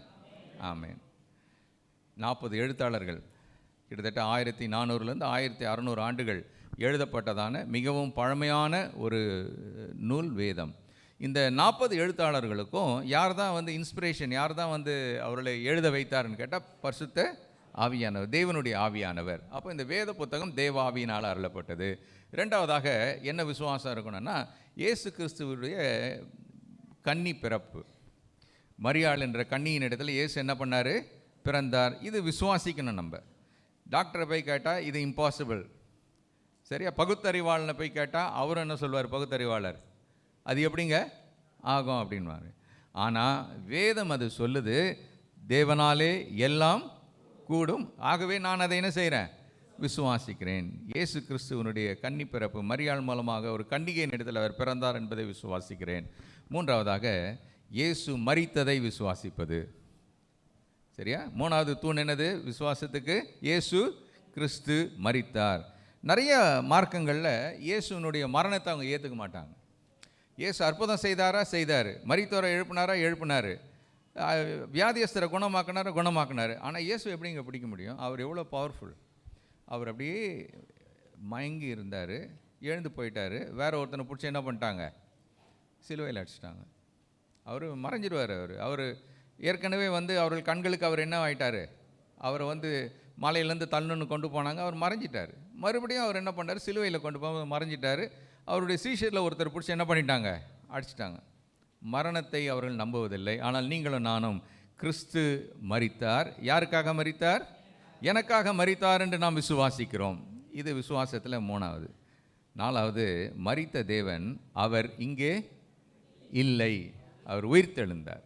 ஹல்லேலூயா. 3ஆம் நாள் அவர் உயிர்த்தெழுந்தார். இதை விசுவாசிக்கிறோம். இது ரொம்ப பேசிக் ஃபெய்த் ஸ்டேட்மெண்ட், அடிப்படை விசுவாச அறிக்கைகள், ஒவ்வொரு கிறிஸ்தவனும் தெரிந்திருக்க வேண்டியது. சரியா? இந்த சத்தியங்களை நாம் மறந்து விடக்கூடாது. இந்த சத்தியத்துக்காக நாம் நிற்கணும். இந்த சத்தியத்துக்காக நாம் நிற்க வேண்டும். அடுத்தது ஆண்டவர் சொல்கிறாரு வெளிப்படுத்தல் 2ஆம் அதிகாரத்தில், நம்முடைய கிரியைகளை அறிந்தவர், நம்முடைய விசுவாசத்தை அறிந்தவர், அவருடைய நாமத்தை பற்றி கொண்டிருப்பதை அறிந்தவர். அடுத்தது அவர் என்ன சொல்கிறாருன்னா, உங்களுடைய தியாகம் எனக்கு தெரியும் அப்படின்றார். எப்படிங்க தியாகம் அவருக்கு தெரியும் அப்படின்னா, இங்கே அந்திப்பா என்ற ஒரு மனிதனை 13ஆம் வசனத்தில் சொல்கிறார். அந்திப்பா, சரியா? ஆன்டிபாஸ்.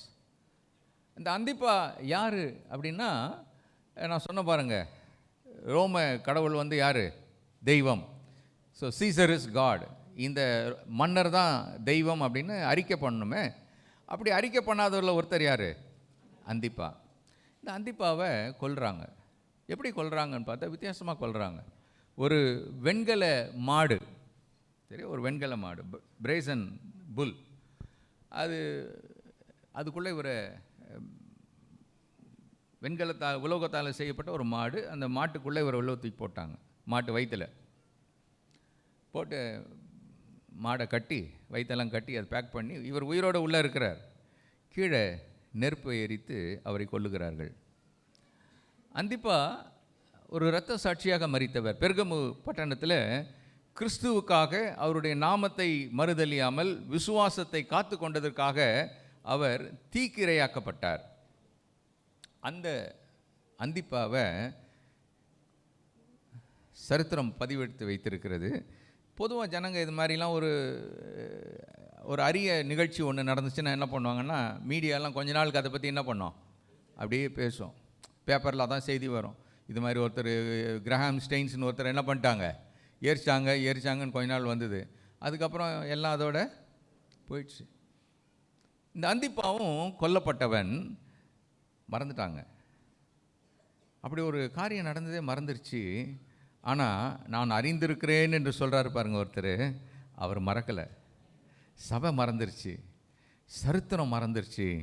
ஆனால் நான் உன்னை மறப்பது இல்லை, நான் உன் கூட இருக்கிறேன்னு சொன்ன தேவன் இந்த அந்திப்பாவனுடைய விசுவாசத்தை, அவன் தேவனுடைய நாமத்தை மறுதலியாமல் உறுதியாய் பற்றி கொண்டிருந்ததை அவன் நினைத்து அவனை பற்றி சொல்லும்போது என்ன சொல்கிறாருன்னு பார்த்தா, உங்களுக்குள்ளே எனக்கு உண்மையுள்ள சாட்சி. அந்திப்பாவை குறித்து இயேசு சொல்கிற சாட்சி என்ன தெரியுமா? அவன் எப்படிப்பட்ட சாட்சி? உண்மையுள்ள ஒரு சாட்சி. ஹல்லேலூயா. வாசிங்களேன், இயேசு தான் யார் என்பதை இதே வெளிப்படுத்தல சொல்கிறாரு. 1ஆம் அதிகாரத்தில் சொல்கிறார். வாசிங்க, 1ஆம் அதிகாரம் 5ஆம் வசனம். உண்மையுள்ள சாட்சியும் மரித்தோரிலிருந்து முதற் பிறந்தவரும் பூமியின் ராஜாக்களுக்கு அதிபதியும் ஆகிய இயேசு கிறிஸ்துவினாலும் உங்களுக்கு கிருபையும் சமாதானமும் உண்டாவதாக. இயேசு தன்னை பற்றி சொல்கிறாரு. அவர் யாரா? உண்மையுள்ள சாட்சி. இது உண்மையுள்ள சாட்சி அதோடு அங்கே நிற்கல. இந்த சாட்சி என்பது என்ன வார்த்தை அங்கே பயன்படுத்தப்பட்டிருக்குதுன்னு பார்த்தா, இரத்த சாட்சி. இரத்த சாட்சி, உண்மையுள்ள சாட்சி. பரிசுத்த ஆவி உங்களிடத்தில் வரும்போது நீங்கள் பலனடைந்து எருசலேமிலும் யூதேயாவிலும் சமாரியாவிலும் எனக்கு பூமியின் கடைசி பிறந்து எனக்கு சாட்சிகளாக இருப்பீர்கள். உடனே இந்த வசனத்தை வாசித்த உடனே நமக்கெல்லாம் ஒரே சந்தோஷம் பாருங்கள். என்னென்னு கேட்டால், பரிசுத்த ஆவி பெற்ற உடனே இது மாதிரி ஒரு பெரிய மேடை, அந்த மேடையில் மைக் பிடிச்சிக்கின்னு நம்மலாம் பிரசங்கம் பண்ணும்போது நிறைய பேருக்கு சுகமாகுது, நிறைய பேருக்கு நம்ம தீர்க்கதரிசனம் சொல்கிறோம், நிறைய பேர் வந்து ரட்சிக்கப்படுறாங்க. அப்போ எப்படி இருக்குது? அது நல்ல சாட்சி தானே. அது என்ன சாட்சி? அது நல்ல சாட்சி. என்னை வந்து பரிசுத்த ஆவி எனக்குள்ளே வந்துட்டார், நான் ரொம்ப நல்ல சாட்சியாக இருக்கிறேன். இப்போது எல்லா இடமும் போய் சாட்சி சொல்கிறேன். இல்லாட்டி மைக் கொடுங்க, நான் இயேசு ஏற்றுக்கிட்டேன், எனக்கு ஒரு 2 நிமிஷம் கொடுங்க, நான் என்ன சொல்ல விரும்புகிறேன்? சாட்சி சொல்ல விரும்புகிறேன். அது யார் மத்தியில்னா 5 பேர் 10 பேர் மத்தியில் இல்லை, ஒரு அட்லீஸ்ட் ஒரு 500 1000 பேர் இருக்கிற இடத்துல என்ன சொல்ல விரும்புகிறேன்? பார்த்துருங்களா, சிலர் வந்து கேட்பாங்க மீட்டிங் நடத்தும் போது, ஐயா மைக் கொடுங்க, ஒரு சாட்சி சொல்லணும் அப்படின்னு. முதல்ல சாட்சி என்கிட்ட சொல்லு. நீ அங்கே சொல்ல போகிற சாட்சியை என்கிட்ட சொல்லு, அந்த சாட்சி வந்து அப்ரூவ் ஆனால் தான் உனக்கு அந்த சாட்சி சொல்லறதுக்கு அங்கே. அவங்களுக்கு என்ன ஆசைன்னா, நான் இப்போ ரட்சிக்கப்பட்டேன், பரிசுத்த ஆவியை பெற்றேன், நான் சாட்சி சொல்லணும். நல்லது. ஆனால் உண்மையாகவே அந்த இடத்துல அப்போஸ்தலரில் நம்ம வாசிக்கிற அந்த சாட்சி என்ற வார்த்தையினுடைய கிரேக்க மொழிபெயர்ப்பு என்ன போட்டிருக்குன்னு கேட்டால் மார்டோஸ் அப்படின்னு போட்டிருக்கு. கிரேக்க சொல் என்னது? மார்டோஸ். மார்டோஸ் என்ற கிரேக்க சொல்லுன்னு தான் மாட்டேர் அப்படின்ற ஒரு ஆங்கில வார்த்தை வருது. What is a mat? Who is a matter? மாட்டேர்னா வேறு யாரும் இல்லைங்க, அவன் சாட்சி தான். இரத்த சாட்சி. இரத்தத்தை சிந்தி சாட்சியாக ஜீவனை கொடுக்கிறவன் அவன் தான் யார்? சாட்சி. பரிசுத்த ஆவி வரும்போது பலனடைந்து சாட்சி. அவன் யாருன்னா இரத்த சாட்சி. இங்கே ஒரு சாட்சியை பார்க்குறோம், அந்திப்பா. சரியா? அந்திப்பா கொல்லப்பட்டதை ஆண்டவர் அறிந்திருக்கிறார்.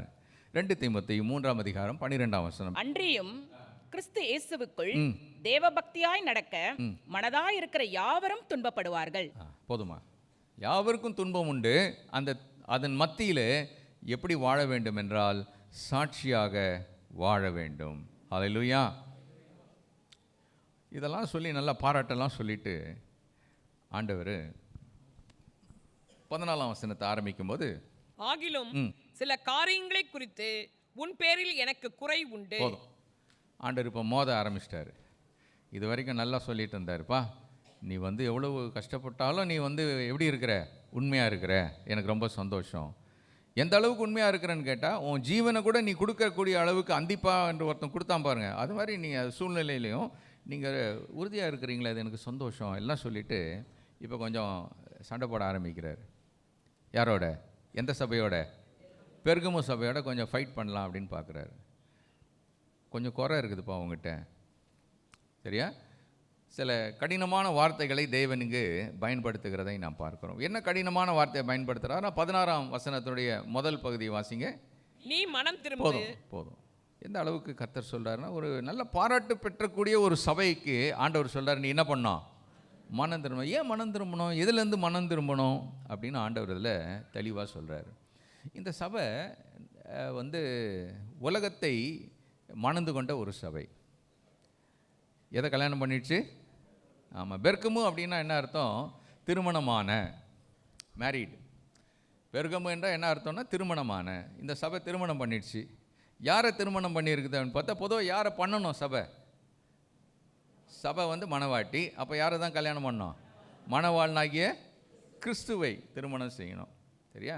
பட் இவங்க ஏற்கனவே கல்யாணம் பண்ணிட்டாங்க. யாரை கல்யாணம் பண்ணிக்கிட்டாங்க அப்படின்னு பார்த்தா, இவங்களுடைய சபையில் சில மக்கள் இருந்தாங்க. இவங்க பிலேயாமுடைய வாழ்க்கை முறையை, அவன் கற்றுக் கொடுத்த வாழ்க்கை முறையை பின்பற்றுகிறவர்கள். பிலேயாமை குறித்து நம்ம எல்லாரும் எண்ணாகமத்தின் புஸ்தகம் 22 25 வரைக்கும் வாசித்தா பிலேயாமை குறித்து நமக்கு தெரியும். பிலேயாம் என்ன பண்ணான்னு கேட்டால், ஆசீர்வதிக்கிறதுக்கு கொஞ்சம் ஆசைப்பட்டான், காசு ஆசைப்பட்டான். மோவாபிய ராஜாவாகிய பாலாக் சொன்னால், நீ வாப்பா, கொஞ்சம் இஸ்ரவேல் ஜனங்களை என்ன பண்ணு, எனக்காக சபிச்சுட்டா நான் ஈஸியாக அவங்கள ஜெயிச்சிருவேன். இப்போ என்னால் ஜெயிக்க முடியல, கொஞ்சம் சாபம் கொடு. 4 முறை 4 வித்தியாசமான இடங்களில் அவனை நிறுத்தி அவன் வாயை திறக்கிறான். என்ன தான் வருது? கடைசியில் அவன் சொல்லிட்டான், இஸ்ரவேலை ஆசீர்வதிப்பதே கர்த்தருக்கு பிரியம், என்னால் ஒன்றும் பண்ண முடியாது, ஆனால் எனக்கு ஒரு ஐடியா இருக்குது. இந்த ஜனங்க பாவம் செஞ்சாங்கன்னா தேவனே டைரெக்டாக என்ன பண்ணுவார்? இவங்களை சபிச்சிடுவார். அது என்ன டெக்னிக் அப்படின்னு அவன் சொல்லி கொடுத்துட்டு போயிட்டான். சரியா? அந்த தேவ ஜனங்கள் விக்கிரக ஆராதனைக்கும் வேசித்தனத்துக்கும் தங்களை ஒப்பு கொடுத்தார்கள். 25:1 வாசிக்கிறோம். டைம் இல்லை, நான் கடந்து போகிறேன். 31:16 நம்ம வாசிக்கிறோம். இவங்க இந்த 2 பாவம், விக்கிரக ஆராதனை, வேசித்தனம், இது ரெண்டுமே பார்த்திங்கன்னா ஒன்றோட ஒன்று பின்னி பிணைஞ்சது. அவன் என்ன பண்ணிட்டான், நீங்கள் மோவாபிய பெண்களை இவங்க வேலி ஓரத்தில் என்ன பண்ணுங்க, எல்லையில் நிறுத்துங்க. இவனுங்க வந்து என்ன பண்ணுவானுங்க, தப்பு செய்யணும்னு ஆசைப்பட்டு எல்லையை தாண்டி வந்து அந்த பெண்களோட தப்பு செய்வாங்க. அதுக்கப்புறம் வந்து ஒரு கல்யாண உறவை ஏற்படுத்துவாங்க. கல்யாண உறவு ஏற்படுத்தினதுக்கப்புறம் இவங்க கடவுளுக்கு நீங்கள் என்னெல்லாம் வந்து பண்டிகை கொண்டாடுறாங்களோ அதுக்கு அவங்கள என்ன பண்ணுவாங்க, வருவாங்க. அப்படியே பாவம் உள்ளே வந்துடும். கர்த்தர் அவங்கள சபிப்பார். இந்த ஒத்துப்போகிற நிலை பிலேயாம் கற்றுக் கொடுத்தது. அதை தான் இங்கே நம்ம பார்க்குறோம். 14ஆம் வசனத்தை 2:14 நம்ம வாசிக்கிறோம். விக்கிரகங்களுக்கு படைத்தவைகளை புசிப்பதற்கும் வேசித்தனம் பண்ணுவதற்கும் ஏதுவான இடரலை இஸ்ரவேல் புத்திரர் முன்பாக போடும்படி பாலாக் என்பவனுக்கு போதனை செய்த பீலையாமுடைய போதகத்தை கைக்கொள்ளுதல் உண்டு. சர்ச்சுக்கு வர்றாங்க, ஆனால் யாருடைய போதகத்தை கைக்கொள்கிறாங்க? பீலையாமுடைய போதகத்தை கைக்கொள்கிறாங்க. பீலையாம் சொல்லி கொடுத்த தவறான வழியிலே நடப்பதற்கு தங்களை விட்டு கொடுத்தவர்கள். ஏற்கனவே இங்கே எத்தனை கோயில் இருக்குது? பெருகமுல 3 கோயில் இருக்குது. அதனால் இந்த மாதிரி விஷயங்களில் தவறி போவதற்கு ஏதுக்கள் நிறைந்த ஒரு பட்டணத்திலே அவர்கள் வசித்தார்கள். பிரியமானவர்களே, பல நேரத்தில் நாம் என்ன நினைக்கிறோன்னா, நான் கிருபையினாலே விசுவாசத்தை கொண்டு என்ன செய்யப்பட்டேன்? ரட்சிக்கப்பட்டேன். இனியும் இந்த ஆண்டவர் எனக்கு என்ன கொடுத்துக்கிட்டே இருப்பார்? கிருபையை கொடுத்துக்கிட்டே இருப்பார். அளவில்லாமல் கொடுத்துக்கிட்டே இருப்பார். இப்போ பாவம் பெருகின இடத்தில் பெருகுதே. அப்போ நான் பவுல் அதில் சொல்கிறாரு, கிருபை பெருகுதேன்னு சொல்லி நம்ம பாவத்தில் நிலை நிற்கலாமான்னு கேட்குறாரு. அநேகருக்கு என்ன எண்ணம்னு கேட்டால், கிருபை நிறையா இருக்குது, அதனால் நம்ம எவ்வளோ வேணால் என்ன பண்ணிகிட்டே போகலாம். ஆமாம், ஒரே ஒரு வார்த்தையில் எல்லாம் அடங்கி போகுது. அவர் கிருபையினாலே என்னை மீட்டெடுத்தார், கிருபையினால் என்னை தொடர்ந்து மன்னித்து கொண்டே இருப்பார். ஆனால் வேதம் மிக தெளிவாக நமக்கு போதிக்கிறது. 2 கொரிந்தியரில் நம்ம எல்லாருக்கும் தெரிந்த வசனம் 5ஆம் அதிகாரம் 17ஆம் வசனத்தில், இப்படி இருக்க ஒருவன் கிறிஸ்துவுக்குள் இருந்தால் அவன் எப்படிப்பட்டவனாக இருக்கிறான்? புது சிருஷ்டியாக இருக்கிறான். பழையவைகள் ஒழிந்து போயின, எல்லாம் புதிதாயின. ஒரு கர்த்தருடைய பிள்ளை இயேசுவை ஏற்றுக்கொள்ளும் போது அவனுடைய வாழ்க்கையில் பழையவைகள் எல்லாம் ஒழிந்து போயின. இந்த சபையில் காணப்பட்ட இன்னொரு குற்றம் என்னவென்றால், இவர்கள் ஒரு புதிய கொள்கையை பின்பற்ற ஆரம்பித்தார்கள். வெளிப்படுத்தல் 2:15 நம்ம வாசிக்கிறோம். அப்படியே நிக்கோலாய் மதஸ்தருடைய போதகத்தை கை கொள்ளுகிறவர்களும் உன்னிடத்தில் உண்டு. போதும். என்னங்க இது? நிக்கோலாய் மதஸ்தருடைய போதனை. நிக்கோலாய் மதஸ்தருடைய போதனை என்ன இது? நிக்கோலாய் மதஸ்தருடைய போதனை சபையில் சில காரியங்கள் சிறப்பாக இருக்கும் என்று ஒரு கூட்ட ஆசாரிய வகுப்பை சார்ந்த மக்கள் அந்த நாட்களிலே சில காரியங்களை செய்தார்கள். இது இப்படி இருந்தால் நல்லா பெஸ்ட்டாக இருக்கும் அப்படின்னு சில காரியங்களை செய்ய ஆரம்பித்தார்கள். செய்ய ஆரம்பித்த பிறகு கொஞ்ச நாளுக்கு அப்புறம் பார்த்திங்கன்னா, இவங்க சபையில் நாங்கள் தான் இதெல்லாம் புதுசாக செய்ய ஆரம்பித்தோம் தெரியுங்களா, நாங்கள் இல்லாமல் இந்த சபையே இல்லை, நாங்கள் தான் பாஸ்டருக்கு ரைட் ஹேண்ட், சரியா, நாங்கள் சொல்கிறதெல்லாம் அவர் என்ன பண்ணுவார்? கட்டாயம் கேட்பார். அப்படின்ற லெவலுக்கு இவங்க அப்படியே டெவலப் ஆகிட்டாங்க. யார்? ஒரு சிறு ஆசாரிய கூட்டம். நாங்கள் தான் எல்லாம் சொல்லுவோம் அப்படின்ற அளவுக்கு அப்படியே வந்தாங்க. வந்துட்டு என்ன பண்ணிட்டாங்கன்னு கேட்டால், அதை ஒரு கொள்கையாக மாற்றி விட்டார்கள். ஒரு கொள்கையாக அதை மாற்றி இது இப்படி தான். உதாரணத்துக்கு சொல்கிறேன். என்னுடைய உறவினர் ஒருவருக்கு நிச்சயதார்த்தம் நடந்தது. நான் தான் அதை நடத்திக்கிட்டு இருக்கிறேன். ஒரு ஸ்கூலில் வச்சு அந்த நிச்சயதார்த்தம் நடக்குது. அப்போது என்னுடைய உறவினரில் ஒரு சிலர் கர்த்தரை அறியாதவர்கள், மற்ற மார்க்கத்தை சார்ந்தவர்கள், அவங்களாம் வரிசையாக என்கிட்ட, ஃபாதர் நான் மெழுகுவத்தி கொண்டு வந்திருக்கிறேன், அதை கொளுத்தி வைக்கலாமான்னு கேட்டாங்க. என்ன கொண்டு வந்திருக்கிறாங்களா? எதுக்கு? நிச்சயதார்த்தத்துக்கு.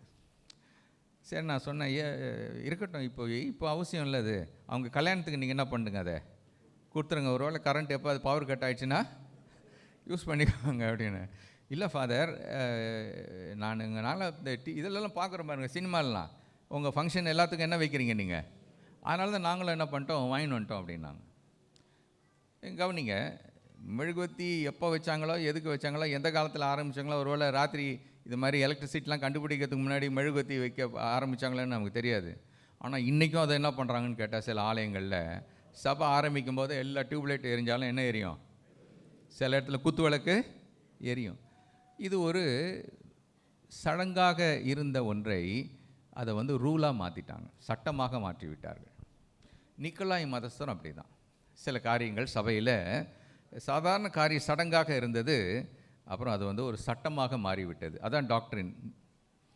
நிக்கோலாய் மதஸ்தருடைய கொள்கை அதுதான்.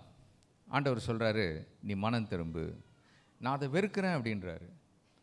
அப்போது ஒரு கொள்கை என்பது அல்லது ஒரு டாக்டரின் என்பது எதன் அடிப்படையில் இருக்க வேண்டும் என்றால், சடங்குகளின் அடிப்படையில் அல்ல, சத்தியத்தின் அடிப்படையில் இருக்கணும். Any doctrine should be based on God's word. ஒரு வார்த்தையை எடுத்துக்கொண்டு அல்லது ஒரு வசனத்தை எடுத்துக்கொண்டு அதில் ஒரு உபதேசத்தை ஏற்படுத்துவது என்பது தவறு. நான் சொல்ல புரியுதா உங்களுக்கு? இந்த சபையில் டாக்ட்ரினல் டீவியேஷன், அதாவது ஒரு பக்கம் சத்தியத்துக்காக நிற்கக்கூடிய மக்கள், இன்னொரு பக்கம் பார்த்திங்கன்னா இதுவும் கரெக்டு தாங்க அதுவும் கரெக்டு தாங்க என்று சொல்லுகிறவர்கள் நிக்கோலாய் மதஸ்தருடைய கொள்கைகளை ஏற்றுக்கொண்டார்கள். இந்த சபைக்கு விரோதமாக ஆண்டவர் சொல்றார், நீ மனம் திரும்பு. மனம் திரும்புதல் என்பது நீ இப்போ இருக்கிற சூழ்நிலையை விட்டு நீ திரும்பு, உன்னுடைய கவனத்தை நீ திருப்பு, உன்னுடைய போக்கை நீ திருத்து, நீ போய்கொண்டிருக்கிற திசையிலிருந்து நீ மாறி முற்றிலுமாக சத்தியத்துக்காக நில் என்று கர்த்தர் சொல்லுகிறார். இன்னைக்கு கேட்டுக்கொண்டிருக்கிறவர்களே, இப்படி அவர்கள் திரும்பும்போது ஆண்டவர் சொல்கிறாரு, உங்களுக்கு சில நன்மைகளை நான் தருவேன். முதலாவது தேவன் கொடுக்கிற நன்மை என்னன்னா 17ஆம் வசனத்தில் நம்ம வாசிக்கிறோம், ஆவியானவர் சபைகளுக்கு சொல்லுகிறதை காதுள்ளவன் கேட்க கடவன். ஜெயங்கொள்ளுகிறவனுக்கு நான் மறைவான மன்னாவை புசிக்க கொடுத்து. போதும் போதும். என்ன மன்னாவா இது? மறைவான மன்னா.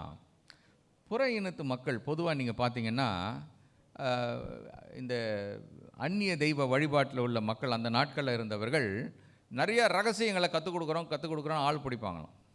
இப்போ நம்ம வீட்டுக்கு சிலர் வருவாங்க, நீங்கள் கிறிஸ்டியனுங்களா அப்படின்னு சொல்லிட்டு ஒரு பெரிய புஸ்தகத்தை கொண்டு வந்து, உங்களுக்கு தெரியுங்களா இந்த பைபிளில் பசுவும் கரடியும் இருக்கா? என்ன அப்படி பார்க்குறீங்க? கூடி ஒருமித்து மேயும் இருக்கு, உங்களுக்கு தெரியுங்களா? ஆமாம், நான் எங்கள் பாஸ்டர் கூட எப்போ ஒரு நாள் பேசியிருக்கிறேன். ஆமாம் தெரியுங்க, பாருங்கள் எங்கள் பைபிளில் கூட அது இருக்குது பாருங்களேன் அப்படின்னு ஒரு பிக்சர் பைபிள் ஒன்று கொண்டு வந்து அப்படியே பற்றி காட்டுவாங்களாம். வராங்கல்ல, வீடு வீடாக வராங்க. இப்போ நிறைய பேர் வராங்க, அவங்க ஒருத்தர் மாத்திரம் இல்லை. இவங்கெல்லாம் என்ன வேலை அப்படின்னு கேட்டிங்கன்னா, ஜனங்களை வழி தப்பி போக பண்ணுவது, ரகசியமான காரியங்கள் உங்களுக்கு கற்று தரோம். நீங்கள் போகிற சர்ச்சு என்னங்க, அதெல்லாம் வந்து நர்சரி லெவல். எங்கள் சர்ச்சு வந்தால் நீங்கள் அது என்ன லெவல்னால் அது யூனிவர்சிட்டி லெவல். புரியுதா? சொல்கிறாங்க வீடு வீடாக வந்து, நீங்கள் நர்சரி லெவலுக்கு இருக்க விரும்புகிறீங்களா அல்லது காலேஜ் லெவலுக்கு வர விரும்புகிறீங்களா? நம்ம எல்லோரும் யோசிப்போம், ஆமாம்ல நம்ம இன்னும் இப்படி தான் இருக்குமோ, அங்கே போய் பார்க்கலாமே அப்படின்னு அவங்க டைரெக்டாக உங்களை எங்கே கொண்டு போயிடுவோம் நாங்கள். நீங்கள் அந்த குறுக்கு வழியெல்லாம் அப்படியெல்லாம் போக வேண்டாம், உங்களை டைரெக்டாக எங்கே கொண்டு போகணுமோ அங்கே கொண்டு போயிடுவோம் நாங்கள், வந்துடுங்க.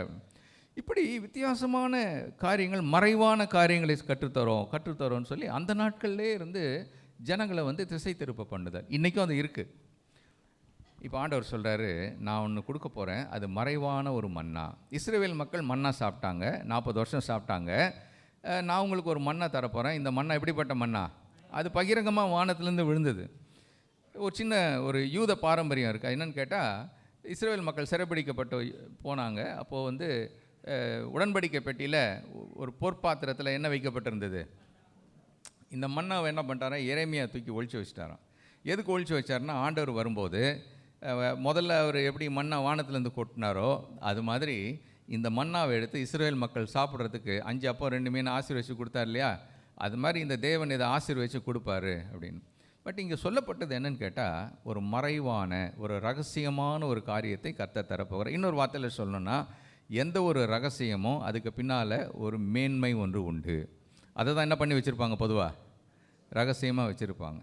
இந்த இடத்துல சொத்து பத்திரம் இருக்குது, இதை நான் யார்கிட்ட என்ன பண்ணலை சொல்லுங்களேன், சொல்லலை, உனக்கு மட்டும் சொல்கிறேன், இந்த சொத்து பத்திரம் இங்கே இருக்குது, இல்லை ஒரு 100 சவரன் நகை என்ன பண்ணுறேன் நான் இந்த இடத்துல புதைச்சி வச்சுருக்கிறேன், நான் செத்ததுக்கப்புறம் என்ன பண்ணிக்கோ, ரகசியம் தானே அது.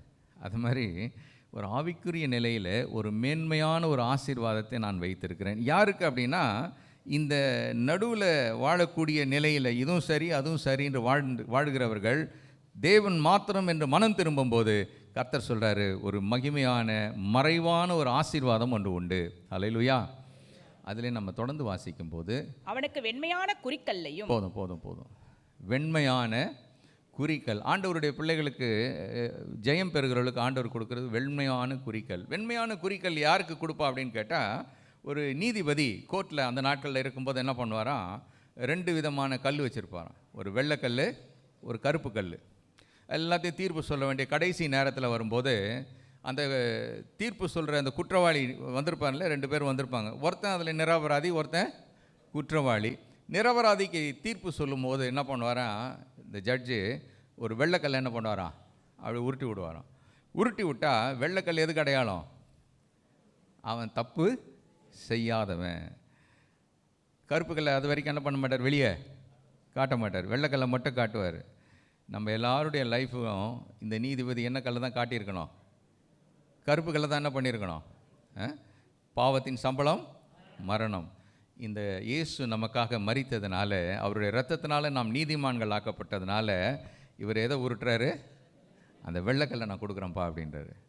அடுத்தது வெள்ளைக்கல் எதுக்கு கொடுப்பாங்கன்னு கேட்டால், ஒரு போர் வீரன் தன்னுடைய வாளை எடுத்து யுத்தம் பண்ணி ஜெயமாய் அவன் திரும்பி வரும்போது அவனுக்கு இப்போல்லாம் வந்து பார்த்திங்கன்னா நிறைய பேட்ஜ் எல்லாம் கொடுக்குறாங்க பாருங்கள், இல்லை அவார்ட் பேட்ஜ் எல்லாம் அப்படி குத்துறாங்களே. அந்த நாட்களில் ஒரு வெள்ளை கல்லில் செய்யப்பட்ட ஒரு குறிக்கல், அது அடையாளமாக அவனுக்கு கொடுப்பாங்களாம். இவன் யாருன்னா, யுத்தத்தில் ஜெயம் பெற்று வருகிறவன். மனம் திரும்பும்போது நாம் ஜெயம் பெறுகிறோம். ஹல்லேலூயா. அவங்களுக்கு ஒரு வெள்ளைக்கல். மூணாவது, இந்த வெள்ளைக்கல் எதுக்கு அப்படின்னு கேட்டால், ரெண்டு நண்பர்கள் நெருங்கின நண்பர்கள், அவங்க கையில் ஒரு வெள்ளைக்கல் இருக்குமா. அந்த வெள்ளைக்கல்லை என்ன பண்ணுவாங்களாம், உடைப்பாங்களாம். உடைச்சி அதில் வந்து ஒருத்தர் இன்னொருத்தர் பேர் எழுதுவார். நானும் உதாரணத்துக்கு சொல்கிறேன், நானும் காசி அண்ணனும் ரொம்ப ஃப்ரெண்ட்ஸு. 2 பேரும் ஒரு கல்லை என்ன பண்ணுறோம், உடைக்கிறோம். காசி அண்ணன் என் பேர் எழுதுவார், நான் யார் பேர் எழுதுவேன், காசி அண்ணன் பேர் எழுதுறேன். நான் வந்து எங்கேயோ வேறு ஒரு நாட்டுக்கு போயிட்டேன், வேறு ஒரு ஊருக்கு போயிட்டேன், அவரும் ஒரு இடத்துக்கு போயிட்டார். அப்புறம் ரொம்ப வருஷம் கழித்து நாங்கள் மீட் பண்ணுறோம். நாங்கள் மீட் பண்ண வரும்போது என்ன பண்ணுவோன்னா, 2 பேரும் எதை எடுத்துகிட்டு வருவோன்னா, அந்த வெள்ளைக்கல் எடுத்துகிட்டு வருவோம். அந்த வெள்ளைக்கல்லை மறுபடியும் உட்காந்து ஒரு இடத்துல உட்காந்து, வாங்க டீ காஃபி சாப்பிட்லாம், இல்லை டின்னர் சாப்பிட்லான்னு சாப்பிட ஆரம்பிக்கும்போது அந்த கல்லை என்ன பண்ணுவோம், மறுபடியும் பொருத்துவோம். வெள்ளைக்கல். ஆண்டவர் நம்ம பார்த்து என்ன சொல்லார், சிநேகிதர் அப்படின்றாரு. இந்த சிநேகிதரோடு இருக்கிற அந்த உறவில் அவர் வரும்போது என்ன பண்ணுவாராம், உதாரணத்துக்கு சொல்கிறேன், அவர் நம்ம பேரெல்லாம் என்ன பண்ணியிருக்காரு, அறிந்திருக்கிறார், அப்படி செட் பண்ணுவார். அது கல்லில் பார்த்திங்கன்னா சில நேரத்தில் விருந்துக்கெல்லாம் போனால், சில முக்கியமான விஐபிகள் இதுக்கு போனால் நம்ம சேரில் நம்முடைய பேர் என்ன பண்ணியிருப்பாங்க பார்த்துருங்களா, ஒரு பேப்பரில் வந்து ஒரு டேக், நேம் டேக் ஒன்று இருக்கும். அந்த நாட்களில் பார்த்தா இந்த வெள்ளைக்கல்லில் என்ன பண்ணுவாங்களா, நம்ம நேம் டேக் அதை வச்சுட்டு அந்த டேபிளில் வச்சுட்டு அதுக்கு கீழே எல்லாருக்கும் ஒரு செல்ல பேர், ஒரு ரகசிய பேர் இருக்கும் பாருங்கள், இல்லை அவங்க அம்மா அப்பா ஸ்கூல் பேர் ஒன்று இருக்கும், பர்த் சர்டிஃபிகேட்டில் ஒரு பேர் இருக்கும், வீட்டில் வேறு ஒரு பேர் கூப்பிடுவாங்க, நண்பர்கள் என்ன பண்ணுவாங்க ஒரு பேரில் கூப்பிடுவாங்க. இருக்குதா இல்லையா, நிறைய பேர் இருக்கும். ஆனால் நம்மளை விருந்துக்கு கூப்பிட்டவர், அவர் எந்த பேரில் நம்ம கூப்பிடுவாரோ, நம்ம அறிந்திருக்கிறாரோ, அந்த பேர் என்ன பண்ணுவாங்களாம், அந்த பெருசாக நம்முடைய பேர் இருக்கும், அது கீழே அந்த குட்டி பேரை அதில் எழுதியிருப்பாராம். அது என்ன அடையாளம்னு கேட்டால், எப்பா நான் வந்து இவ்வளோ பேரை நான் கூப்பிட்டுருக்குறேன், ஆனால் you are someone special, you are someone special. I know you very intimately. உன்னை நான் ரொம்ப நெருக்கமாக அறிந்திருக்கிறேன்.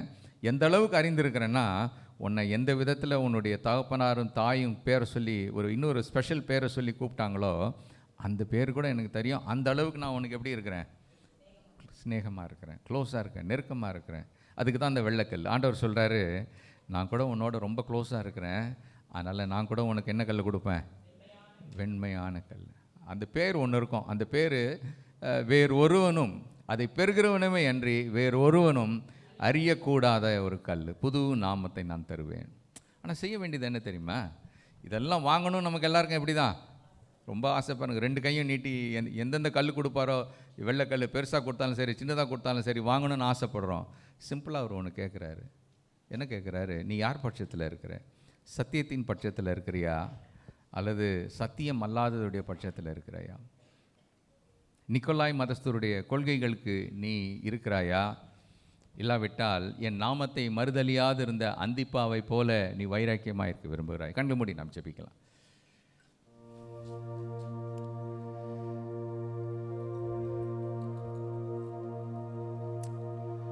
A church that married the world. Becamus,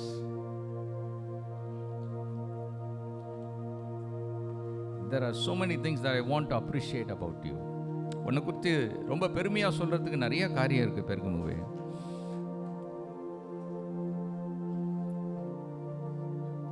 ரொம்ப கஷ்டமான இடத்துல நீ இருக்கிற, கஷ்டமான நேரங்களில், கஷ்டமான சூழ்நிலையில் நீ இருக்கிற. பட் அந்த மாதிரி நேரத்துலலாம் நீ என் நாமத்தை மறுதலிக்கலை,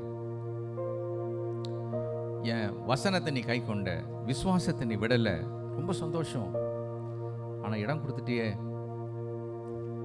ஒரு பக்கம் சத்தியத்துக்கு இடம் கொடுத்த நீ, ஒரு கையில் நீ சத்தியத்தை வைத்திருக்கிறாய், இன்னொரு கையில் பீலையாமுடைய ஆலோசனையும் நீ சரின்னு ஏற்றுக்கிட்டியே. பாவத்தோடு சத்தியத்தையும் நீ வைத்திருக்கிறாயே. ஒன்று கர்த்தர் பட்சத்தில் நின்னா கர்த்தர் பட்சத்தில் நில்லு, இல்லை பீலையாமுடைய கொள்கைகளின் பட்சத்தில் நிற்கணும்னா அந்த பட்சத்தில் நில்லு. நான் சிறுகவும் அவர் பெருகவும், இந்த சத்தியம் உனக்கு தெரியுமே. அவர் பெருகினாதான் நான் சிறுக ஒப்பு கொடுத்தாதான் அவர் பெருக முடியும். ஆனால் எப்படி நீ நிக்கோலாய் மதஸ்தருடைய கொள்கைக்கு நீ உடன்பட்டு போனாய்? நான் பெருகணும் என்ற எண்ணம் எப்படி, நான் என்னை பெரியவனாக காண்பிக்கணுன்ற எண்ணம் எப்படி உனக்கு வந்தது? நான் தான் கீ பர்சன் என்ற ஒரு எண்ணம் எப்படி உனக்கு வந்தது? நிக்கோலாய் மதஸ்தருடைய கொள்கைகளை நீ அதை வைத்திருக்கிறாயே.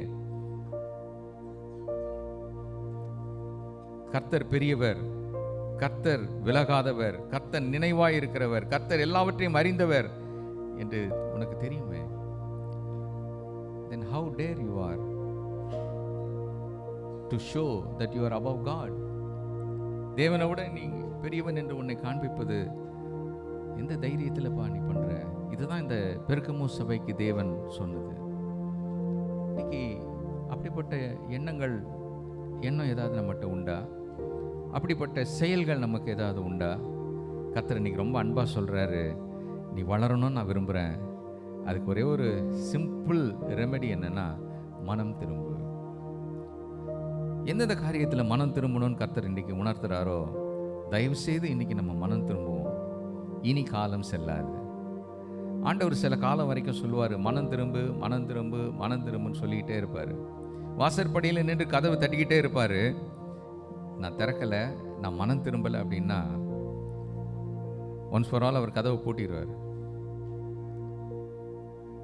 அவரும் உள்ளே வர முடியாது, நானும் மனம் திரும்ப எனக்கு அவகாசம் இருக்காது.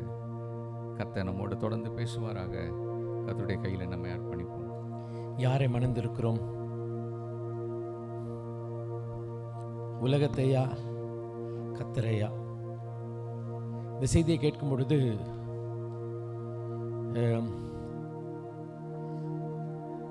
நம்ம ஊரில் சிலவங்களுக்கெல்லாம் பார்த்தீங்கன்னா சின்ன வீடு இருக்கும். சின்ன வீடுன்றது என்ன வழக்கம்னா, ஆமாம் ஒருத்தவங்களை கல்யாணம் பண்ணியிருக்கேன், இன்னொருத்தவங்களோட கனெக்ஷன் வச்சுருக்கிறேன். நம்ம ஊரில் அது ரொம்ப தமிழில் ரொம்ப அழகாக இருக்குது. அதுக்கு பேர் அந்த உறவுக்கு பேர் சின்ன வீடு. எப்படி சின்ன வீடு நல்லா கவனித்து பார்த்தீங்கன்னா, ஒரு காலப்போக்கில் எது சின்ன வீடாகுது? வழங்குதா உங்களுக்கு? இன்னைக்கு உண்மை பெரிய வீடு சின்ன வீடு ஆயிடுதுமா? இல்லைம்மா, அதை வெட்டி விட வேண்டும். அந்த உலக உறவு வேண்டாமானால் நான் சின்ன வீடாக தான் ஆரம்பத்தில் வைக்கிறேன், இதுதான் எனக்கு பெரிய வீடு, அது சும்மா அப்பப்போ. இது என்ன ஆயிடுச்சுன்னா மாறி ஆண்டவர் எனக்கு அப்பப்போ. எனக்கு மெயின் இந்த உலக வாழ்க்கை தான் மெயின். ஆண்டவர் எனக்கு அப்பப்போ ஆயிடுச்சு. Are we committed to the world or to God? Marriage is a commitment. Christianity is a commitment. பரிசுத்தமுள்ள பிதாவே, இந்த நாளில் உமக்கு நியமிக்கப்பட்ட மக்களாய் ஆண்டவரே உத்தமத்தோடு உண்மையோடு வாழ கிருபை தாரும். உலகத்தில் நாளுக்கு நாள் எங்களுக்கு ஈர்ப்பு அதிகமாக இருக்கு ஆண்டவரே. அந்த ஈர்ப்பின் சக்தியிலே அநேகர் ஆண்டவரே இழுப்புண்டு போறாங்க. நாளைக்கு அது பார்த்தா ஆண்டவரே அப்படியே எங்களுக்கு ஜஸ்டிஃபை பண்ணக்கூடிய பல காரியங்களை ஆண்டவரே நாங்கள் சொல்லுகிறோம். இந்த நாட்கள் ஆண்டவரே இந்த சத்தியத்தை கேட்டு அதை நாங்கள் உதறி தள்ளிவிட்டு உம்மை பற்றிக் கொள்ள கிருபை தாரும். தொடர்ந்து வழிநடத்தும் இயேசு நாமத்தில் பிதாவே, ஆமென், ஆமென், ஆமென். நம்முடைய கர்த்தராகிய இயேசு கிறிஸ்துவின் கிருபையும் பிதாவாகி தேவனுடைய அன்பும் பரிசுத்தாவின் அந்யோன்ய ஐக்கியமும் நம் அனைவருடன் என்றும் என்றும் இயேசுவரும் மட்டும் இருப்பதாக. ஆமென். என் ஆத்துமாவே கர்த்தரை சோத்திரி, என் முழுமே பரிசுத்த நாமத்தை சோத்திரி. என் ஆத்துமாவே கர்த்தரை சோத்திரி, கர்த்தர் செய்த சகல உபகாரங்களை மறவாதே. ஆமென், ஆமென்.